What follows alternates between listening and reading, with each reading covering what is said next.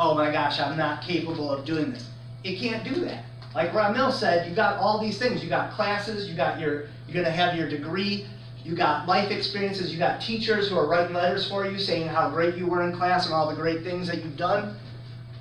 When you pause and you reflect on your personal strengths, your stress level will come down. I've researched this for years. There's something called stereotype threat, if you want to look it up. That's one of the things that really brings people down on tests. And what they found is doing a little reflection right before a test, and you can use this the rest of your life. This is really cool. It could be a job interview in the future. If you reflect on who you are and what you value, so a lot of these questions, you might have gotten to them and you're like, why is this being asked for me for an ACT class?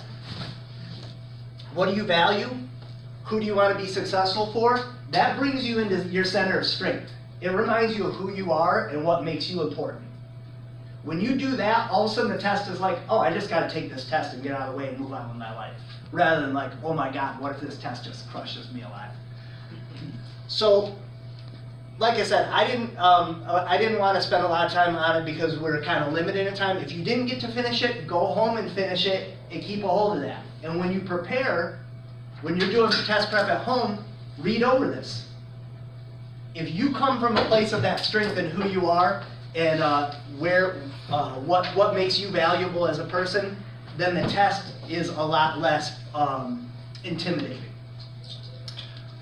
All right, so all that stuff is just part of that. What are some things you accomplished that you're proud of? Those are all things to make you pause and go, oh yeah, I've done this, I've accomplished this, this is my strengths, these are the things I've done, these are the people that love me, these are the people that I love. All that stuff is gonna make the test less important.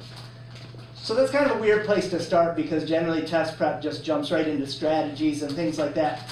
But what I realized, and again with my background in psychology, is that I realize people's psychological and emotional state is the first and foremost thing to get right before you get to the strategies and all the academics.